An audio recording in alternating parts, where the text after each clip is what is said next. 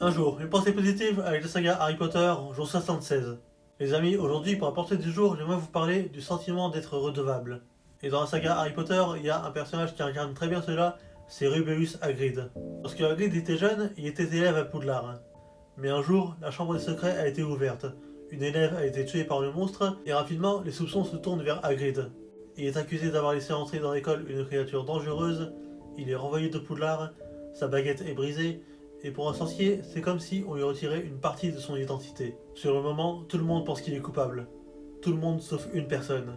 Albus Dumbledore. Dumbledore choisit de lui faire confiance, et il lui permet même de rester à Poudlard pour travailler comme garde-chasse. Bon, il faut dire aussi que Dumbledore choisit de faire confiance à un énorme gaffeur.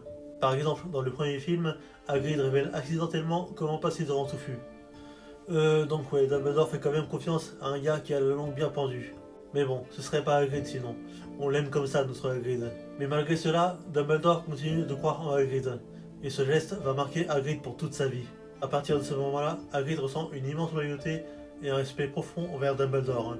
Il se sent redevable. Pas parce qu'il est obligé, mais parce qu'il n'oublie pas que quelqu'un a choisi de croire en lui à un moment difficile de sa vie. Et dans la vraie vie, c'est exactement pareil. Lorsque quelqu'un choisit de croire en nous alors que les autres doutent, il est normal de se sentir redevable. Lorsque quelqu'un choisit de croire en nous, ce geste nous marque pour toute la vie.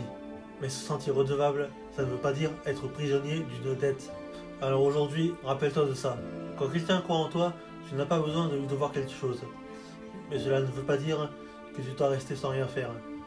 Gardez bien ça à l'esprit. Et nous, on se retrouve demain pour une nouvelle pensée positive. Bisous.